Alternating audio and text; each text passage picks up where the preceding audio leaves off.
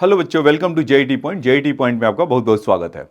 आज हम लोग मैग्नेटिक इफेक्ट ऑफ करंट का आगे का कंटिन्यूअस देखेंगे कि जैसे पिछले क्लास में आपको बताया था कि लॉन्ग स्ट्रेट वायर है तो उसके चलते मैग्नेटिक फील्ड उसके परपेंडिकुलर डिस्टेंस आर अगर है तो वहाँ पर मैग्नेटिक फील्ड क्या होता था और उसका डायरेक्शन देखा था। तो उसका वैल्यू था B = μ0/2πI/r। Long straight wire के लिए होता था। जब सेमी इनफाइनाइट होता है तो उसमें क्या होगा कि उसका हाफ हो जाएगा μ0/I/4π आर। तो और उसका इन जनरल किसी भी फाइनाइट के लिए तो हम इन जनरल जो देखा था μ0/4πI/r sin phi + sin phi 2, ये हमने देखा था। और आपको कहा था कि पिछले क्लास में कि आगे हम लोग मतलब आज के दिन ये सीखेंगे कि कोई अगर क्वाइल है, सर्कुलर क्वाइल है, तो उसके चलते मैग्नेटिक फील्ड कहाँ पर होगा, या सर्कुलर क्वाइल है तो उसके एक्सियल पॉइंट पे क्या होगा। उसके चलते मतलब कहाँ पर होगा, दो पोजीशन है उसके, तो सेंटर पर है और दूसरा उसके एक्सियल पॉइंट पर है। तो आ जाइए एक एक करके देखते हैं कि magnetic field due to the circular coil.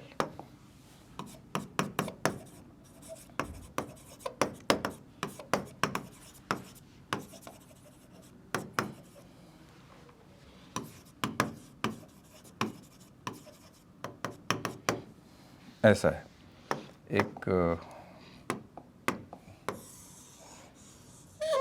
या चलिए ऐसा ही ले लीजिए। एक करंट है आई, मतलब सर्कुलर क्वाइल तो यही होगा ना, तो उसका इसमें करंट सपोज आई जा रहा था। पहले तो उसको समझा देता हूँ कि एक और बना लेते हैं। मान लीजिए कि एक किधर है करंट आई, रेडियस इनका आर ही मान लीजिए, दोनों का एक जैसे दिख रहे हैं क्या फिगर में, लगभग एक जैसे दिख रहे हैं।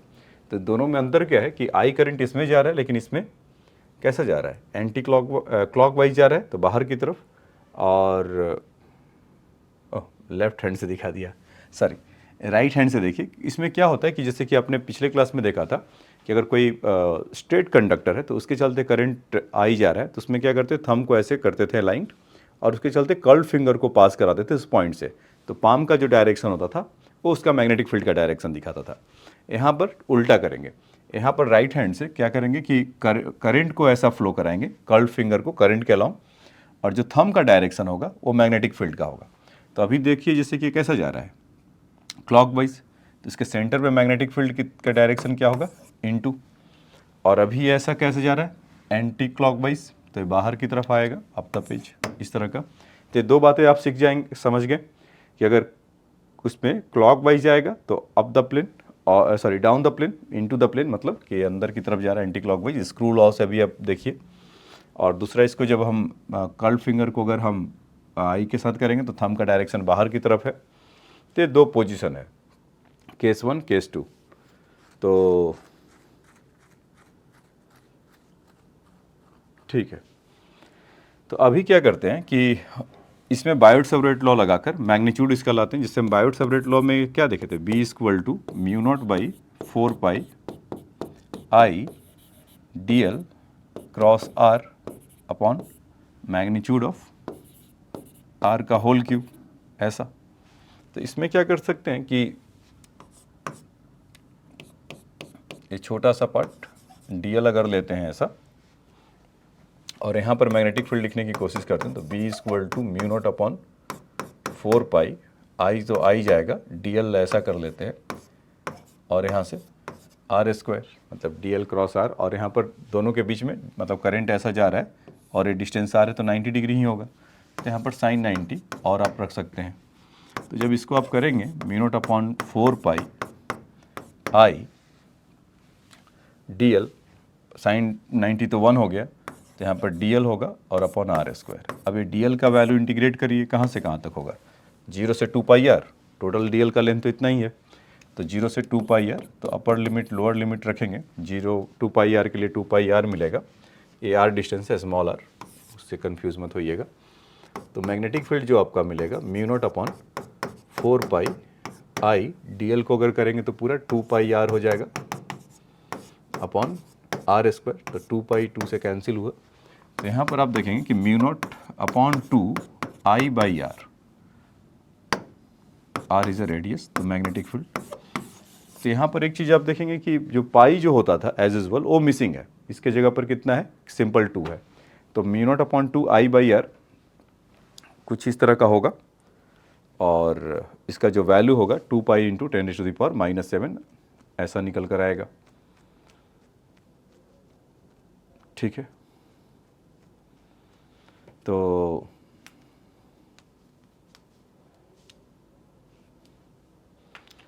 ठीक है, और इसका डायरेक्शन क्या होगा, इनटू द प्लेन और अप द प्लेन, इस तरह का। तो इसमें ये निकल कर और आता है कि जैसे कि पूरे सर्कल के लिए, और इस तरह का अगर मान लीजिए पूछा जाए, कह दिया जाए कि ऐसा है फॉर एनी आर्क, जैसे करंट ऐसे जा रहा है, मतलब 3 पार्ट होते हैं इसके, और यहाँ पर सेंटर है उसका सी, तो अगर यहाँ पर चाहिए करंट आई ऐसे जा रहा है, तो इसके चलते तो यहाँ पर कैसा होगा, इनटू, और 2 अगर स्ट्रेट वायर है तो उसी लाइन पर ही है, तो थीटा का वैल्यू 0 है, तो इन दोनों के चलते यहाँ से कुछ नहीं मिलेगा, कुछ नहीं मिलेगा, करंट ऐसे जाएगा। मतलब कह देगा क्वेश्चन में ऐसे जैसा रहेगा कि एक आर्क है और 2 कंडक्टर है, तो इस तरह से ऐसा हो रहा है, करंट इज पासिंग, ऐसा कि वो जो कंडक्टर है वो सेंटर से पास हो रहा है। तो हमसे पूछा जाएगा अगर सेंटर से थोड़ा भी दाएं बाएं होगा तो उसके चलते मैग्नेटिक फील्ड मिलने लगेगा बच्चों, ऐसा क्वेश्चन देखेंगे अभी। तो उस वायर, उस आर्क के चलते यहाँ पर मैग्नेटिक फील्ड कितना होगा, तो अभी जो मैग्नेटिक फील्ड फुल के लिए कितना देखे थे आप, mu naught upon 2 I by are, तो ये आप यूनिटरी मेथड से भी लगा सकते हैं कि पूरे में ये किसके लिए होता है, कितने के लिए होता है, 2 पाई के लिए। और यहाँ से अगर देखेंगे तो आप एंगल जितना भी हो अगर मेट कर रहा होगा, ये थीटा सपोज है, तो थीटा बाई 2 पाई, मतलब 1 डिग्री के लिए कितना होगा तो 2 पाई, और थीटा के लिए कितना होगा तो इतना। तो इसमें अगर सेमी सर्कुलर वायर होगा, फॉर एग्जाम्पल, अगर एक एग्जाम्पल अगर देखते हैं कि अगर सेमी सर्कुलर होगा, मतलब कुछ इस तरह का ऐसा, तो इसके चलते कितना होगा, इन दोनों के चलते तो कुछ मिलेगा नहीं, इसके चलते यहाँ पर अगर देखेंगे तो इनटू द ऐसा कुछ मिलेगा। और मतलब करंट का डायरेक्शन, इसका भी खेल होता है कि इसमें किसी में क्लॉक वाइज चला गया, किसी में एंटी क्लॉक वाइज जाएगा, तो क्या होगा, ऐसा मैंने क्वेश्चन रखा है। तो सेमी सर्कुलर के लिए वहाँ से आप देखेंगे कि mu naught upon 2 I by r, यहाँ से यहाँ पर आई, और इसके लिए पाई, और यहाँ से 2 पाई, तो पाई से पाई कैंसिल हो गया, तो यहाँ से कितना बचेगा, mu naught upon 4 I R. तो सेमी सर्कुलर के लिए ऐसा होगा। इसी में एक और, जैसे मान लीजिए कि थीटा का वैल्यू कुछ पाई बाई 3 है, 60 डिग्री है, तब क्या होगा, तो सिंपल और देख लीजिए, तो in that case B equal to mu naught upon 2 I r pi by 3 upon 2 pi, तो पाई से पाई कैंसिल हो गया, तो कितना आ जाएगा, mu naught upon 2 I are 1/6, तो म्यू नॉट अपॉन 12 आई आर, ऐसा होगा। तो ये बात समझ में आया क्या?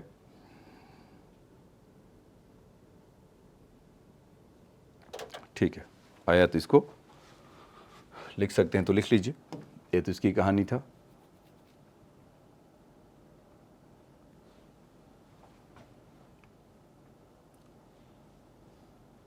ठीक है,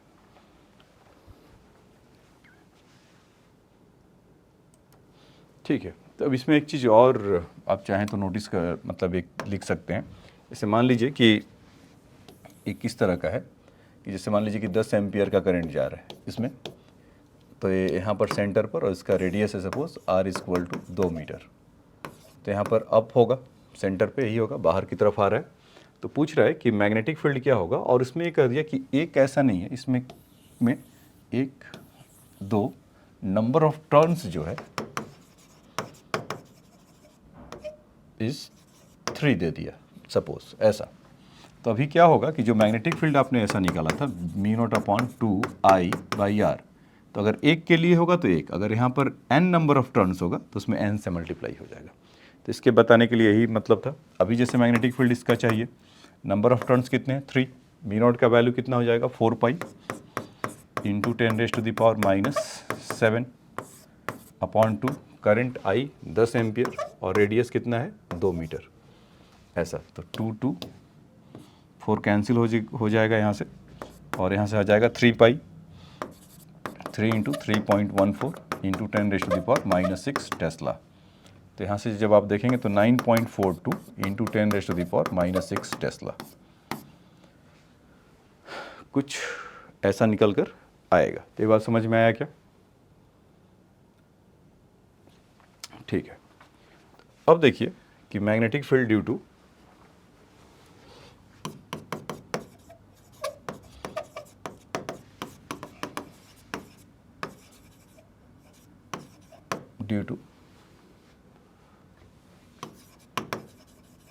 circular coil at axial point. Axial point याद है बच्चों? अब इलेक्ट्रोस्टैट्स में ऐसा देखे थे कि एक्सियल पॉइंट और इक्वेटोरियल पॉइंट। मान लीजिए कि करंट ऐसा है, 3 डायमेंशनली विजुलाइज कर पा रहे हैं ऐसा, और इसमें करंट कुछ आई जा रहा है, आई, और इसका रेडियस मान लीजिए कैपिटल आर है, और यहाँ से यहाँ तक का डिस्टेंस स्मॉल आर है। हमें इस बार यहाँ चाहिए इस पॉइंट पर। तो उसमें क्या करते हैं कि एक छोटा सा डीएल अगर लेते हैं ऐसा, इसके चलते मैग्नेटिक फील्ड है तो ऊपर की तरफ यहाँ पर ऐसा कुछ मिलेगा डीवी, और सेम सिमेट्री के चलते यहाँ से करेंगे तो यहाँ पर कुछ उसके मिलेगा ठीक प्लेन के परपेंडिकुलर, जानबूझ के ऐसा बनाया गया है।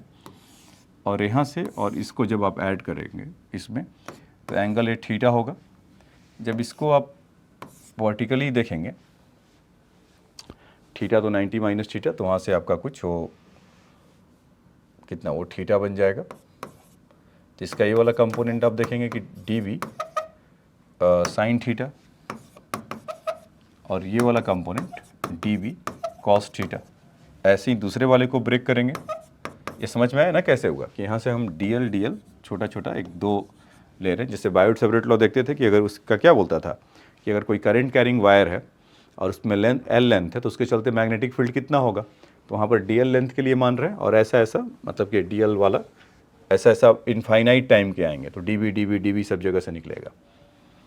तो यहाँ से इसका करेंगे डीवी साइन थीटा, तो एक और आएगा डीवी साइन थीटा, और इसके नीचे की तरफ आ जाएगा डीवी कॉस थीटा। तो DV cos theta DV cos theta एक दोनों कैंसिल हो जाएंगे। तो आपका जो बी नेट आएगा, नेट मैग्नेटिक फील्ड, वो कितना आएगा, integration of DV sine theta ऐसा। तो डीवी के जगह पर अगर हम लिखें तो कितना आ जाएगा, म्यू नॉट अपॉन 4 पाई, यही बताया था आपको, आई डी एल साइन थीटा। ये वाला थीटा थोड़ा उससे अलग होगा क्योंकि वो आई और डी एल के बीच में, तो वहाँ तो 90 डिग्री है, तो यहाँ पर इसको डायरेक्ट लिख देता हूँ, साइन थीटा ना लिखकर 90 डिग्री ऐसा होगा अपॉन आर स्क्वायर। अच्छा, ये डिस्टेंस कितना हो जाएगा, क्यों डी एल के लिए देख रहे हैं, तो r square plus small r square ऐसा। तो उसको वहाँ पर अगर वैल्यू रखेंगे तो ये डिस्टेंस कितना जाएगा, म्यू नॉट अपॉन 4 पाई। अच्छा, और उसके अलावा यहाँ पर साइन थीटा वो अलग से निकल कर आएगा, तो आई डी एल और अंडर रूट से यहाँ से r square plus r square ऐसा मिल जाएगा, और साइन थीटा का वैल्यू आप देखेंगे तो कितना जाएगा, आर अपॉन ऐसा r square plus small r square का रूट, कुछ इस तरह का। और इसमें डी एल आपका वेरिएबल है तो इसमें इसका इंटीग्रेशन लगेगा, ठीक है, उसमें आप 2 पाई आर उसको वहाँ से भेज सकते हैं। तो सब कुछ वो करते कराते आप देखेंगे कि वहाँ पर आर का तो एक है, और r square plus r square जो रूट में दिखाई पड़ रहा है उसका पावर 3/2 हो जाएगा, और म्यू नॉट बाई 2 ऐसा कुछ आ रहा है। तो देखते हैं क्या आ रहा है।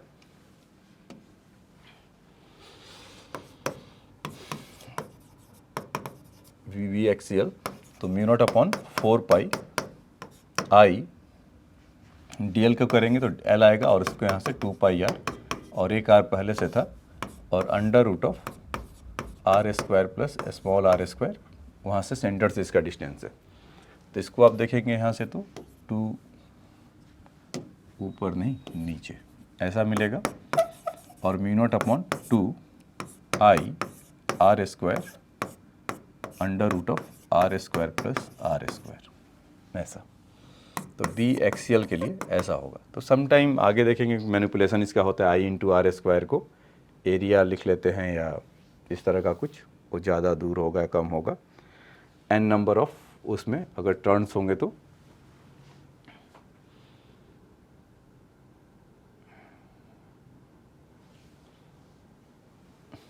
तो ऐसा होगा। और यहाँ पर आर स्क्वायर, वहाँ पर पावर कितना था, 3/2 था ना, ये वही कह रहा हूँ कि कुछ गड़बड़ी लग रहा है क्या, 3/2 ऐसा। तो मतलब इसको और थोड़ा अच्छे से लिखा जाए, B = μ0 I into r square two r square plus small r square raise to the power 3/2 ऐसा होगा। ठीक है, अब देखिए इसी केस में मतलब कि आर स्मॉल आर का वैल्यू क्या था, कुछ हमारा ये था।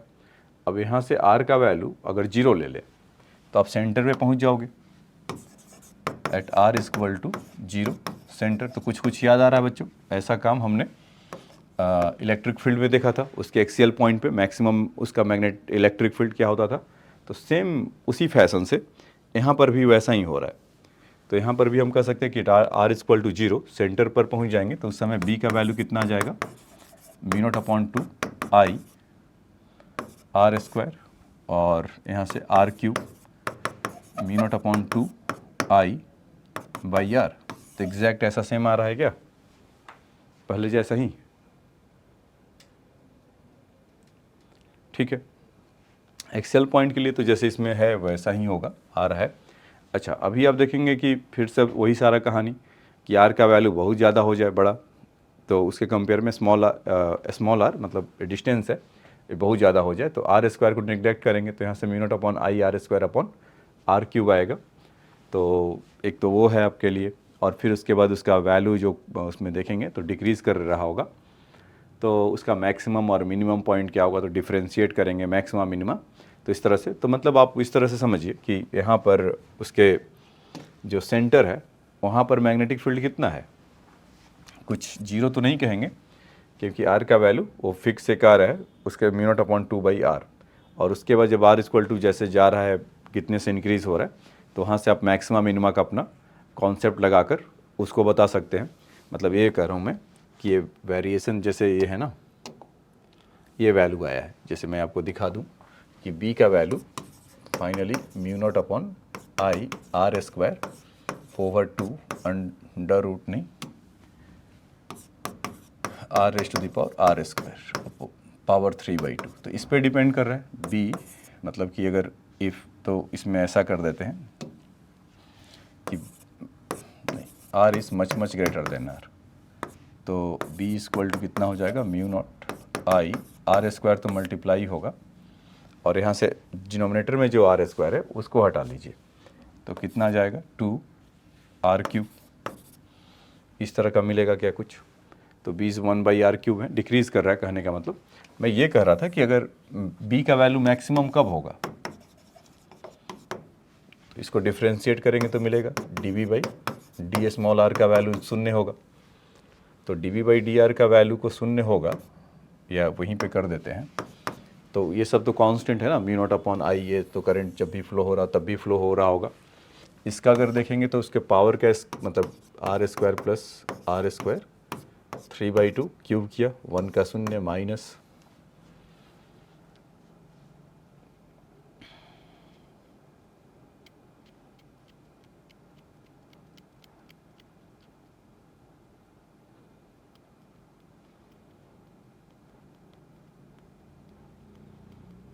शून्य माइनस, तो ठीक है वो R² + R², ठीक है वो मैक्सिमम और मिनिमम का वहाँ पर ऐसा कुछ मिलेगा नहीं।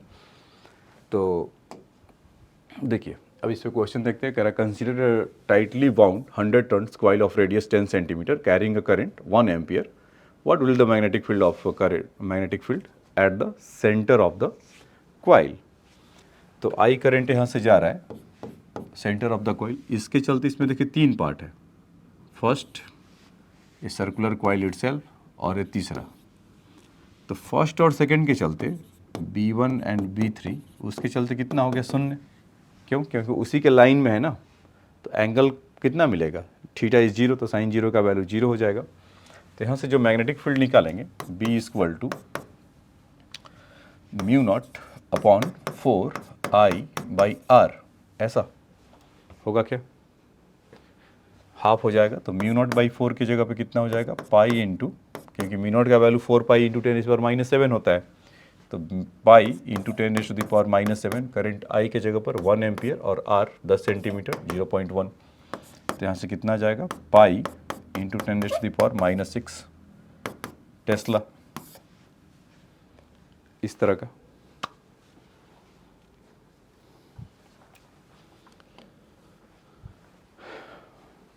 A circular loop of the one turn of the carry, a circular loop of one turn carries a current of 5 ampere. If the magnetic field at the center is 0.2 millitesla, find the radius of the loop. ठीक है, इस तरह का है,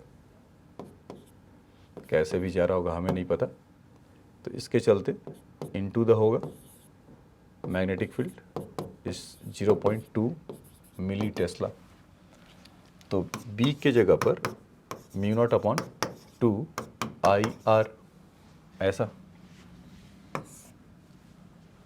तो magnetic field अभी कितना है, 0.2 milli tesla, mu naught by 2, तो 2 pi into 10⁻⁻⁷, current I 5 ampere, radius r पता करना है, तो आर का वैल्यू कितना आ जाएगा, 2 पाई इंटू 10⁻⁻7 5 अपॉन 0.2 इंटू 10⁻⁻3, ऐसा। तो वहाँ से देखेंगे तो 2⁻⁻, ये 2 10⁻⁻4 हो जाएगा, तो 10⁻⁻3 कर देगा, तो बचेगा आपके पास क्या, 5 पाई इंटू 10⁻⁻3, तो 3.14 करेंगे तो 1.57 इंटू 10⁻⁻2 टेस्ला, ये आपका ऐसा आएगा।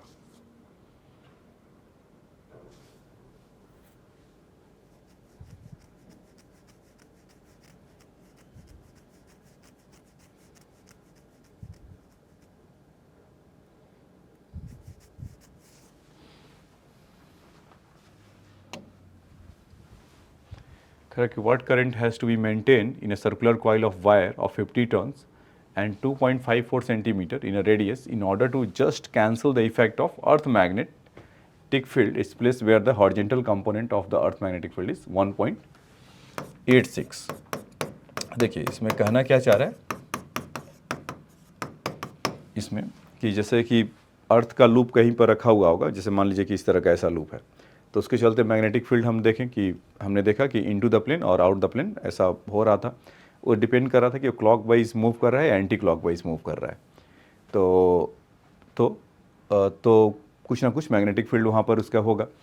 अच्छा, अर्थ का अपना मैग्नेटिक फील्ड है, वो क्या बोल रहा है कि 1.86 इंटू 10⁻⁻5 इतना टेस्ला है, तो कह रहा है कि इन किस डायरेक्शन में, या मतलब कि इन सच अ वे ऐसा हम रख रहे होंगे कि 1.86 इंटू 10⁻⁻5 है, वो हॉरिजॉन्टल डायरेक्शन में होगा, और उसके ठीक अपोजिट एक करंट के चलते, जो करंट इसमें कॉइल में फ्लो कर रहा है, उसके चलते वहाँ पर उसको कैंसिल आउट कर रहा होगा। मतलब कुछ ऐसा को हो रहा होगा कि जैसे कॉइल के लिए है तो मैग्नेटिक फील्ड का डायरेक्शन कुछ इस तरह से मिल रहा है, ऐसा मिल रहा होगा, या मान लीजिए कि इसको ऐसा कर दिया और इसके चलते जो अभी इस वायर में जो करंट जा रहा होगा, इसके चलते कुछ ऐसा मिल रहा होगा। 3 डायमेंशनली विजुलाइज करके भी देख सकते हैं, तो एक दूसरे को कैंसिल आउट कर रहा होगा। तो बेसिकली हमें क्या करना है कि अर्थ का जो मैग्नेटिक फील्ड होगा वो इक्वेट कर रहा होगा जो इसके वायर के चलते, तो हम यहाँ से ऐसा कह सकते हैं क्या कि mu naught upon 2 I by are, तो यहाँ से म्यू नॉट अपॉन 2 के जगह पे कितना आ जाएगा, 4 पाई, तो यानी कि 2 पाई इंटू 10⁻⁻7 ऐसा, और उस पर करंट कितना जा रहा है, करंट कितना जा रहा है बच्चों, व्हाट इज़ द करंट, अच्छा पूछ ही दिया है करंट क्या है, तो आई, और उसका रेडियस कितना है 2.54 सेंटीमीटर रेडियस, तो 2.54 into 10⁻⁻2 and number of turns कितना है 50 ऐसा, और मैग्नेटिक फील्ड कितना है 1.86 इंटू 10⁻⁻5 इस तरह का। तो 10⁻⁻5 5 ये कैंसिल हो गए, तो आई का जो वैल्यू होगा 1.86 इंटू 2.54 2.54 अपॉन 50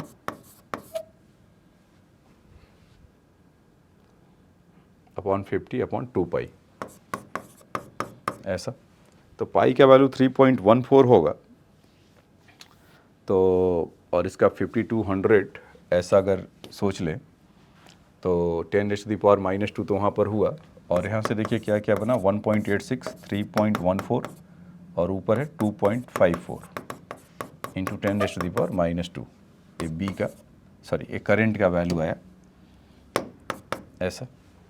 तो ऐसे 1.57 तो होता है, 2 से डिवाइड करेंगे तो, अब 1.57 2.54 है, इस तरह का ऐसा कैलकुलेशन। तो मेहनत करना पड़ेगा, तो मेहनत करके लाइएगा, यही आपका आंसर होगा। इतना तो मेहनत कर ही सकते हैं, या कैलकुलेटर वगैरह से चेक करिए तो कितना होगा। तो इसमें की चीज़ ये समझना था कि जो अर्थ का हॉरिजॉन्टल मैग्नेटिक फील्ड है उससे आपको नहीं घबराना है, मतलब जो वैल्यू होगा वो एज इट इज़ हम उसको लेंगे, और उसके चलते सेंटर से कितना अवे फ्रॉम द जा रहा है या क्या हो रहा है, तो चीज़ हम यहाँ से देखेंगे। और ऐसे 50 टर्न्स है तो वो तो देख ही लिया, 2.54 सेंटीमीटर है, इस तरह का होगा। ठीक है, ये कह रहा है कि straight wire carrying a current of 5 ampere is bent into the semi circular arc of radius 2 centimetre as shown in a figure गायब है। ठीक है, magnitude of and direction of the magnetic field at the centre of the arc is, अगली बार में तो नहीं बना दिया, नहीं बने, अच्छा कोई बात नहीं, ऐसा मान लेते हैं कि, लेकिन आर्क बोला है वो भी नहीं बोला ना कि आर्क कितने का है, चेक करना पड़ेगा।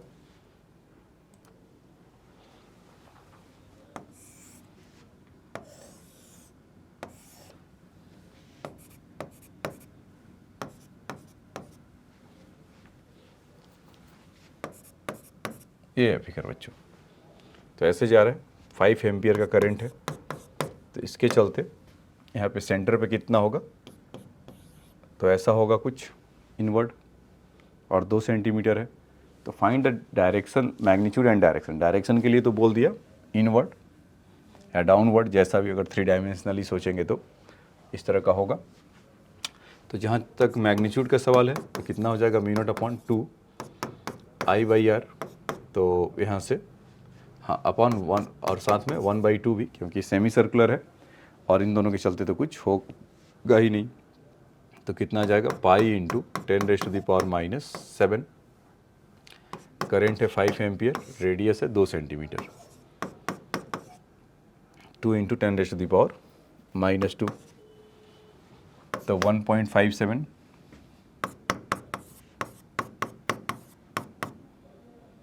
10⁻⁻5 टेस्ला,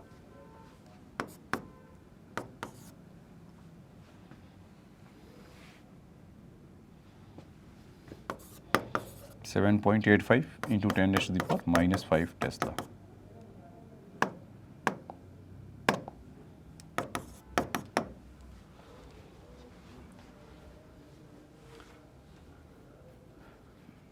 चलो नेक्स्ट देखो,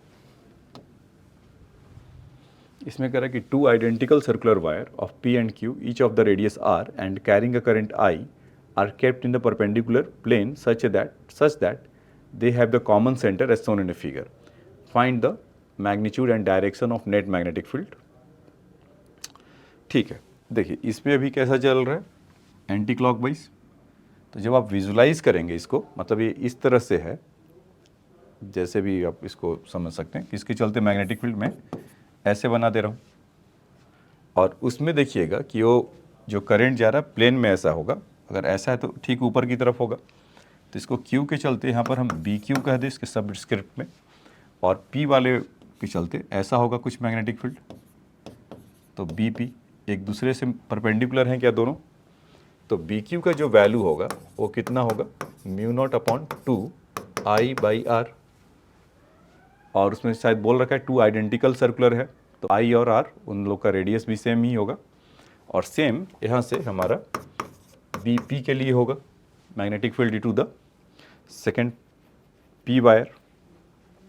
तो B नेट अगर हम निकालें यहाँ से तो कितना आ जाएगा, √BP का स्क्वायर प्लस BQ का स्क्वायर, तो सेम ही चीज़ है, यहाँ से कितना हो जाएगा μ0/2 I/r इंटू √2। तो ये आपका बी नेट का वैल्यू आ जाएगा बच्चों, ठीक है, μ0/2 I/r √2 times net magnetic field. तो इसको आप यहाँ से देख लीजिएगा। चलिए 6 नंबर देख लीजिए, उसी को यहाँ पर कर दिया कि 2 identical loops P and Q such that radius 5 cm lying in the perpendicular plane such that they have a common center as shown in a figure. Find the magnitude and direction of net magnetic field at the common center। तो ठीक है, वो 3 और 4 वाला ही है। अभी आपने देखा था कि P और Q उसी को मान लेते हैं फिर से। अच्छा, P वाला 3 एम्पियर से है, तो यहाँ से हम ऐसा कर सकते हैं कि μ0/2 I 3 एम्पियर और रेडियस कितना है बच्चों इनका 5 सेंटीमीटर। तो 5 इंटू 10⁻⁻²। बी क्यू के लिए कितना हो जाएगा 4 सेंटीमीटर है, तो μ0/2 4 इंटू 5 इंटू 10⁻⁻²। Tesla Tesla. तो बी नेट अगर देखेंगे तो कितना हो जाएगा μ0/2 5 इंटू 10⁻⁻², और यहाँ से 3² प्लस 4² ऐसा बनेगा क्या। तो 5 इंटू 2 कितना हो गया 10 और 0.1 हो जाएगा, तो 4 पाई इंटू 10⁻⁻6, 4 पाई इंटू 10⁻⁻6, क्योंकि एक जीरो गया, और 3² प्लस 4² इज 25 5।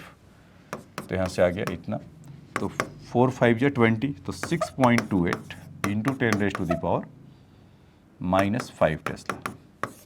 तो समझ में आया इस तरह के क्वेश्चन कितने आसानी से निकल कर आ गए कि हमने उसका क्या देखा कि एक तो मैग्नेटिक फील्ड वहाँ से ऐसा मतलब कि उसके सेंटर पे कितना है P और Q, और उसके चलते नेट वहाँ से निकाल लिया।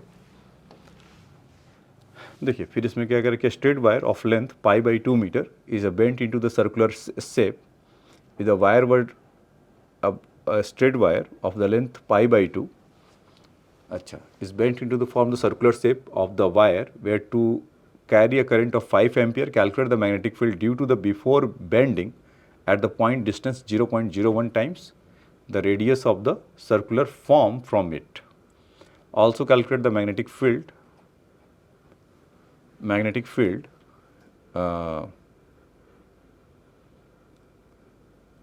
at the center of the circular loop form the same value of the current। तो हाँ यहाँ देखिए कुछ मज़ेदार बात लिखा है। लेंथ इसका कितना है बच्चों L, जो कि कर रहा π/2। अब इसके बाद इस आर्क में कन्वर्ट कर रहा है इसको, तो एंगल ये थीटा होगा ऐसा। तो रेडियस मान लेते हैं कुछ r होगा। तो हम यहाँ से क्या जानते हैं arc is equal to length is equal to radius into theta. तो लेंथ का वैल्यू कितना है इसका π/2, रेडियस r होगा, और थीटा के बारे में कुछ अता पता नहीं है। तो wire bent to carry the current 5 ampere.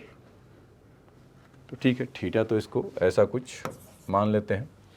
अभी क्या करें कि due to calculate the magnetic field due to it before bending at a point distance 0.01 times the radius of the circle form from it.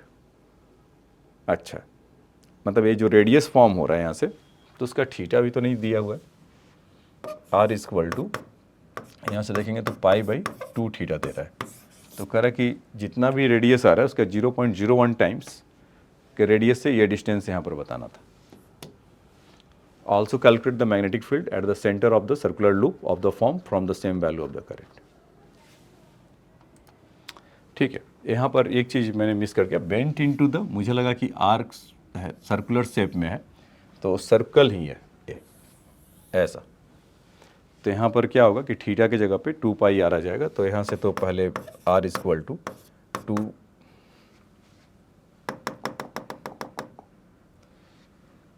r pi की जगह पे यहाँ से आ जाएगा 2 इंटू थीटा इज 2π। तो पाई से पाई कैंसिल हो गया, तो 1/4 मीटर, क्योंकि π/2 मीटर है तो यहाँ से 1/4 मीटर का रेडियस होगा। चलिए, तो ये डिस्टेंस है स्मॉल r इस केस के लिए। ये वाला डिस्टेंस कितना चाहिए था उसके चलते 0.01 बोला है टाइम्स बोला है, तो 0.01 अपॉन 1/4, तो 1/4 का मतलब 25 सेंटीमीटर का लीजिए या समथिंग कुछ इस तरह का, मतलब इतना मीटर है तो 1/4 सेंटीमीटर हो गया, तो 0.25 सेंटीमीटर हो गया। तो अब इसके चलते यहाँ पर पूछ रहा है कि मैग्नेटिक फील्ड क्या होगा बताओ। तो अब उसमें क्या है कि उसका वैल्यू अगर देखा जाए 0.025 है और इसका 1.57 है, तो उसके कितने टाइम्स है, बहुत ज़्यादा है उसके कंपेयर में, तो लॉन्ग एनफ मानेंगे कि 40 टाइम्स से इतना कुछ है, तो इनफाइनाइट वायर की तरह इसके बिहेव करेगा, क्योंकि डिस्टेंस बहुत कम है ना, तो इस चलते आप फॉर्मूला भी लगाओगे फाइनाइट वाला, वो सब निगलेक्ट होकर ऐसा ही मिलेगा। तो मैग्नेटिक फील्ड जो आएगा mu naught equal to 2 pi I 5 ampere, और डिस्टेंस के जगह पे 0.25 इंटू 10⁻⁻² कर लीजिएगा। इसका वैल्यू देखेंगे तो कितना जाएगा बच्चों, 2 इंटू 10⁻⁻7, तो -7 तो -2 -5 हो गया, वो तो गया, 2 बचा हुआ है, तो 5 इंटू 2 10 हो जाएगा, और 4 इधर से आ गया, तो इसमें हो जाएगा 4, -5 था, 10 -4 टेस्ला, तो ये तो इसके लिए आ गया। अच्छा, अभी सर्कुलर कॉइल के लिए सेंटर ऑफ लूप पे चाहिए, सर्कुलर लूप के लिए, तो यहाँ पर simple B equal to due to circular loop, तो म्यू नॉट अपॉन 2I/R, तो यहाँ से कितना हो जाएगा 2 पाई इंटू 10⁻⁻7 I, करंट का वैल्यू कितना होगा 5 एम्पियर, रेडियस कितना होगा यहाँ पर 1/4 मीटर था,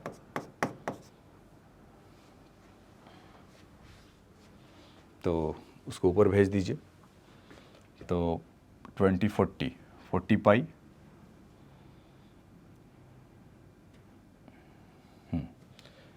तो हाँ ठीक है, यहाँ से 20 और 40 पाई होगा, तो 40 पाई का मतलब 4 पाई 10⁻⁻7, तो 12.56 1.25 इंटू 10⁻⁻5 टेस्ला, ये वाला पार्ट इसका आंसर होगा। मतलब एक तरफ से उस वायर के लिए बता दिया कि वहाँ पर कितना होगा, और सर्कुलर लूप के लिए पहले मुझे लगा कि ये आर्क है, लेकिन नहीं, सर्कुलर लूप शेप का है, इस चलते ऐसा होगा। ठीक है, correct. Circular coil has 35 turns, had the mean radius 4 centimeter. It carries a current of 1.2 ampere. Find the magnetic field at a point on the axis of the coil at a distance 40 centimeter from the center, at the center of the coil. तो यहाँ पर ऐसा पूछ रहा है कि अगर 4 centimetre उसका रेडियस है और 35 टर्न्स है, n इक्वल टू 35, और करंट है 1 एम्पियर 1.2 एम्पियर यहाँ पे चाहिए। फाइंड द मैग्नेटिक फील्ड, तो B equal to mu naught upon 2R² plus x² का पावर 3/2, और वहाँ से I times into area,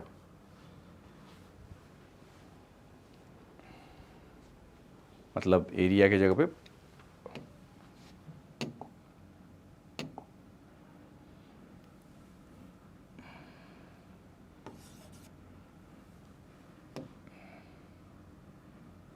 radius, ऐसा R², सॉरी, तो ये मतलब उसका पूरा है, तो वहाँ पर एक्सेल उसके लिए आ जाएगा। और सेंटर के लिए अगर आप देखेंगे तो इसमें वैल्यू पुट करना है, बेसिकली I का वैल्यू दे रखा है 1.2, नंबर ऑफ टर्न्स ले लीजिए एक और ऐसा, तो इसमें रखेंगे नंबर ऑफ टर्न्स मान लीजिए 35 है, तो ये हो गया। म्यू नॉट बाई 2 का वैल्यू कितना हो जाएगा 2 पाई इंटू 10⁻⁻7, करंट कितना है 1.2 एम्पियर, फिर R² इस 4 सेंटीमीटर, तो 16 इंटू 10⁻⁻4, और यहाँ से R² प्लस R² करेंगे तो 4² प्लस 40² पावर 3/2 10⁻⁻6, ऐसा। तो यहाँ से आप इसको कैलकुलेट करेंगे तो मिल जाएगा। आसान वाला मैं कर देता हूँ। Mu naught upon 2 I by are. तो यहाँ से कितना आ जाएगा 2 pi into 10⁻⁻⁷।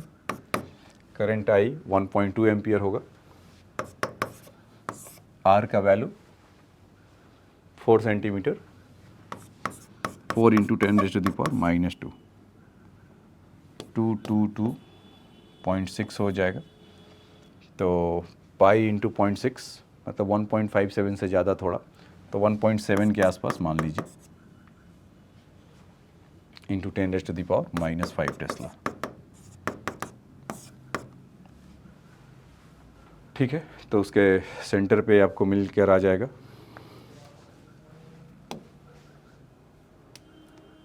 A thick straight copper wire is carrying a current 10 ampere is bent into the semicircular arc of radius 7 centimeter. State the direction and calculate the magnitude and magnetic field at the center of the arc.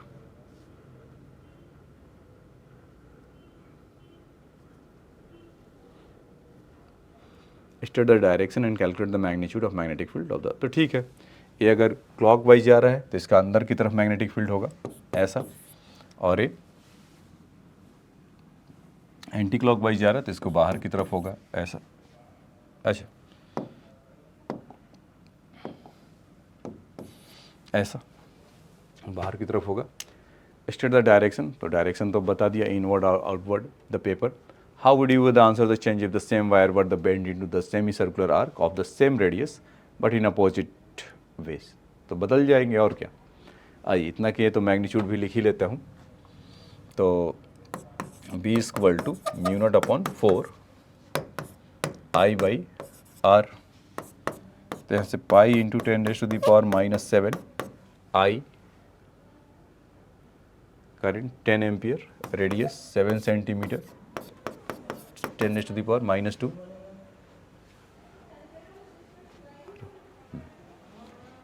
सो यहाँ से 10⁻⁻5 हो जाएगा, -5 और 10⁻⁻4, सो 3.14, तो 0.4 into 10⁻⁻4 इतना Tesla आ जाएगा। तो magnitude ऐसे मांगा नहीं था कि आप पूछ रहा था कि इधर से उधर करेंगे तो क्या क्या होगा, तो इस तरह की बातें कुछ होगा। अभी देखिए, हाँ ये इसी क्वेश्चन की बात करता है कि इसका डायरेक्शन बदल जाता है। करके long wire is bent into the bent as find the magnitude and direction of magnetic field at the centre of वो सर्कुलर कॉइल। देखिए तो इसमें क्या हुआ कि ऐसे जाकर, फिगर अच्छे से नहीं बनाया है, बेसिकली इसके कहने का क्या मतलब है कि करंट तो ऐसा अभी वो जा ही रहा है, एक बार मैं ऐसे गया और गलत बना दिया, मतलब दोनों में सेम डायरेक्शन नहीं होगा। तो कॉइल का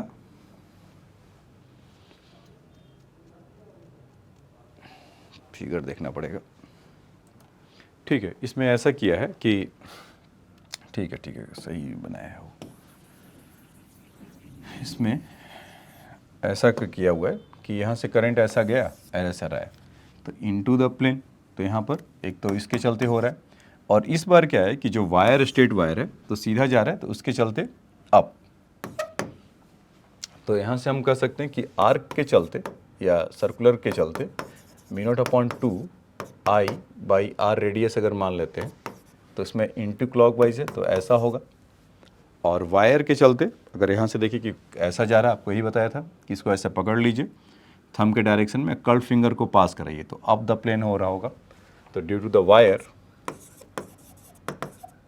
mu naught upon 2 pi I by are, तो नेट मैग्नेटिक फील्ड जो होगा वो कितना हो जाएगा, कौन सा ज़्यादा होगा, ऐसे ये पाई एक्स्ट्रा है डिवाइड किया हुआ तो यही ज़्यादा होगा। तो mu naught upon 2 I by R minus mu naught upon 2 I by are. तो एलसीएम कॉमन लेंगे तो यहाँ से mu naught upon 2 I by R 1 minus 1 by pi, अरे पाई इसका नहीं लिखा क्या, 1 माइनस 1 बाई पाई, इस तरह का ऐसा मिलेगा। ठीक है, अभी देखिए, two semi circular loop of radii R1 and R2 carrying a current I, find the magnitude and direction of magnetic field at the common centre O। तो देखिए यहाँ पर क्या है कि दोनों के दोनों सेमी सर्कुलर है, इसके चलते तो कुछ है होगा नहीं, ये वाला 4 पॉइंट पार्ट है इसका, तो ये इसका रेडियस अभी ऐसे कैसे जा रहा है, और इसमें भी अंदर और इसमें भी अंदर। तो क्या होगा कि अगर मैग्नेटिक फील्ड B1 और B2 कह लें तो बड़े वाले के चलते μ0/2, मतलब कि एक हाफ उसका और करते हैं तो 2/2 डायरेक्ट लिख देता हूँ, यहाँ से हो जाएगा I, और रेडियस है R1, B2 तो μ0/4 I/R2 ऐसा। तो नेट मैग्नेटिक फील्ड अगर देखेंगे तो कितना हो जाएगा B1 + B2, तो μ0/4 I 1/R1 + 1/R2, कुछ ऐसा करेंगे तो ये आपका आ जाएगा। इसमें क्या है कि 9 एम्पियर 9 एम्पियर ऐसे कैसे आ रहा है, उधर से जा रहा है, ये ऐसा बनाना चाह रहे होंगे, यहाँ से ऐसे जाके ऐसे आ रहा है, तो यहाँ सेंटर पे चाहिए। देखिए 9 एम्पियर अगर आ रहा होगा तो इसके चलते उसी से इंटरसेक्ट कर रहा है, तो इसके चलते तो 0 होगा स्ट्रेट वायर के लिए, जो मिलेगा इस आर्क के चलते मिलेगा।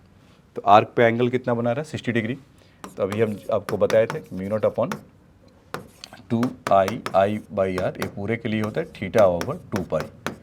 तो यहाँ से कितना हो जाएगा μ0/2 I/R, थीटा का वैल्यू कितना है π/3/2π, पाई से पाई कैंसिल हो गया, 1/6 हो गया। तो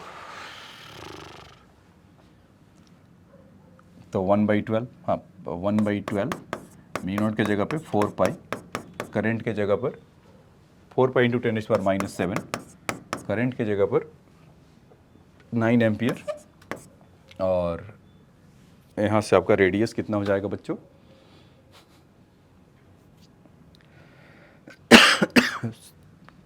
0.1 ऐसा। तो ये हो गया 3/4, और 4 से 4 गया घर, 3 बचा हुआ है, तो 3π × 10⁻⁻6, तो 9.42 × 10⁻⁻6 टेस्ला। इस तरह से ऐसा आएगा 12 नंबर का। ठीक, देखिए नेक्स्ट इसके बाद भी ऐसा है, वहाँ पर अल्फा एंगल है, तो इतने पार्ट का नहीं है, खाली इतने पार्ट का मिलेगा। तो इसके लिए अभी जो बताया था पूरे के लिए कितना हो जाएगा μ0/2 I/A, और एंगल यहाँ पर कितना हो जाएगा अल्फा, ऐसा बाई 2π। तो इसका इतना ही पार्ट का आंसर हो गए। हाँ, इसमें देखिए इस तरह के क्वेश्चंस में कैसे करेंगे कि सेमी इनफाइनाइट वायर यहाँ पर पूछा होगा ना, तो यहाँ पर 3 पार्ट है, एक फर्स्ट पार्ट तो ये हो गया, सेकंड पार्ट ये सर्कुलर आर्क हो गया, तीसरा पार्ट इनफाइनाइट वायर हो गया।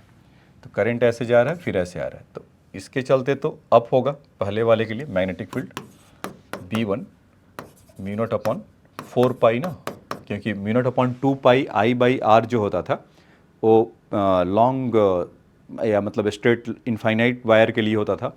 अभी यहाँ पर क्या है सेमी इनफाइनाइट है, क्यों? क्योंकि इसका एक एंड देखिए यहाँ पर ऐसा है, दूसरा एंड पता नहीं, इसीलिए सेमी इनफाइनाइट है I, और उसका रेडियस कुछ R ले लेते हैं, दिया तो नहीं है, तो इसका मतलब अप द होगा। B2 सेकेंड पार्ट के लिए, तो इसके लिए सेमी सर्कुलर वायर है, तो इसके लिए भी देखते थे μ0/4 I/R, और इसके लिए कैसा होगा अप होगा। लेकिन जैसे ही अगर इसमें जाएंगे तो ये भी ऊपर की तरफ ही आ रहा है, ठीक है ऊपर की तरफ ही है, तो B3 तो μ0/4π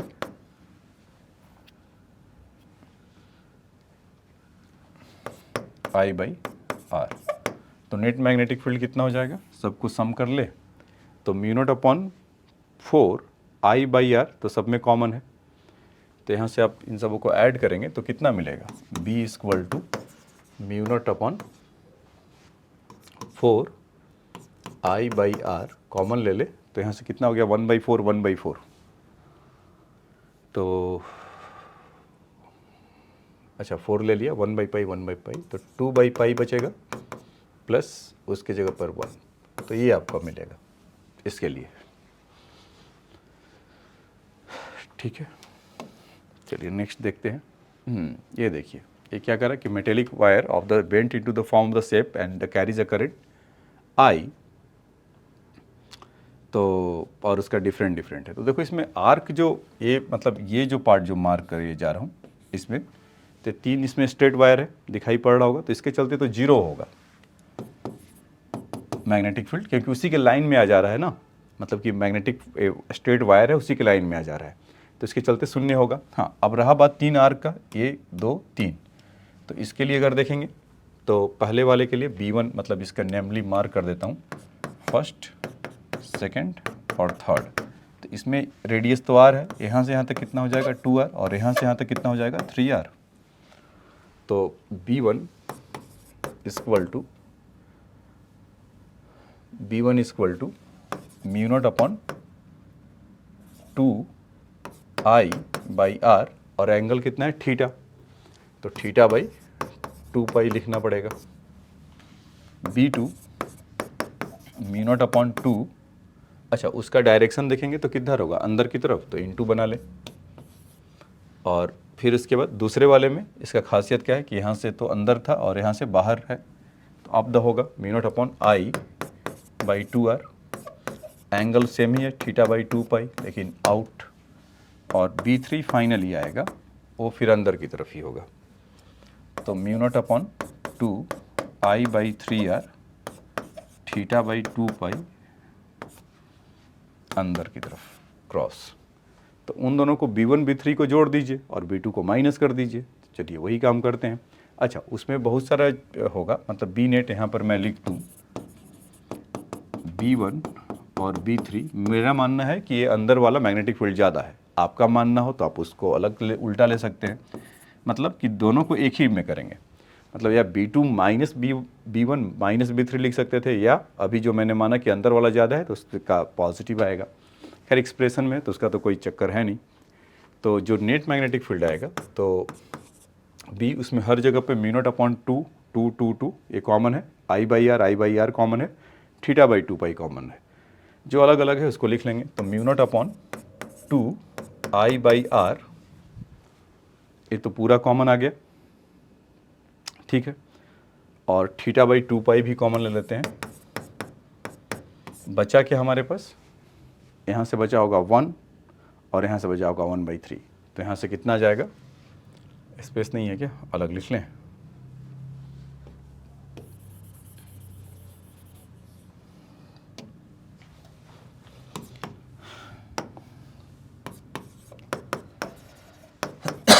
म्यू नॉट अपॉन 2I/R θ/2π, ये सब तो आ गया। 1 और थर्ड वाला था तो 1 + 1/3 माइनस 1/2, ये बाहर थे, तो कितना जाएगा म्यू नॉट अपॉन 4π, इन सब को एक साथ क्लब कर देते हैं, I/R इंटू थीटा, तो 4/3 माइनस हाफ, एलसीएम लिया 6, तो 6 यहाँ से 2 माइनस 3, तो यहाँ से 8 माइनस 3 5/6, तो फाइनली कितना जाएगा 5/24 म्यू नॉट ओवर पाई I/R इंटू थीटा।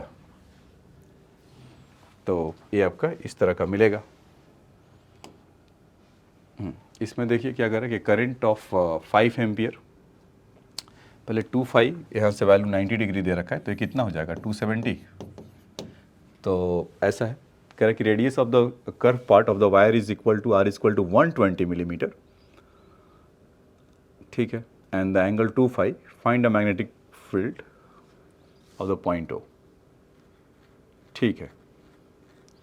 तो देखिए वहाँ से 120 मतलब R है ये ऐसा, तो 90 डिग्री होगा क्योंकि वो दोनों इक्वल होगा, तो ये डिस्टेंस नहीं दिया हुआ है, वो हमें लेकर आना पड़ेगा, तो 45 डिग्री ये हुआ, R है और सामने बेस है, तो कितना हो जाएगा, ये जो डिस्टेंस है D, तो इसमें R cos 45 R/√2 मतलब हो जाएगा ऐसा। तो देखिए पहले तो सर्कुलर के चलते देख लेते हैं। तो mu naught upon 2I/R into 270 का मतलब 270 अपॉन 360 मतलब 3π/2 ऐसा कहना चाह रहे हैं, अपॉन 2π। तो ये 3/4 ही आना था ऐसा। तो म्यू नॉट अपॉन 2π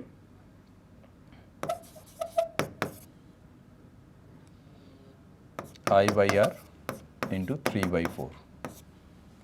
और उसमें स्ट्रेट वायर के लिए अगर देखेंगे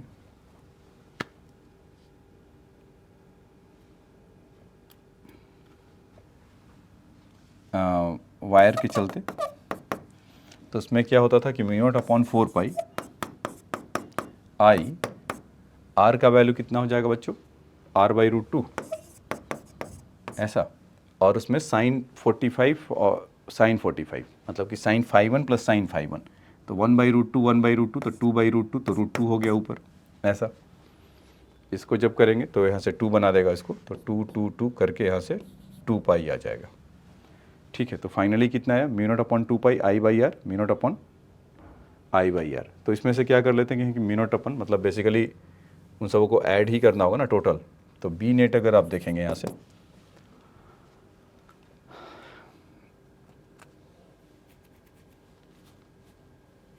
बी नेट अगर देखेंगे तो कितना जाएगा, म्यू नॉट अपॉन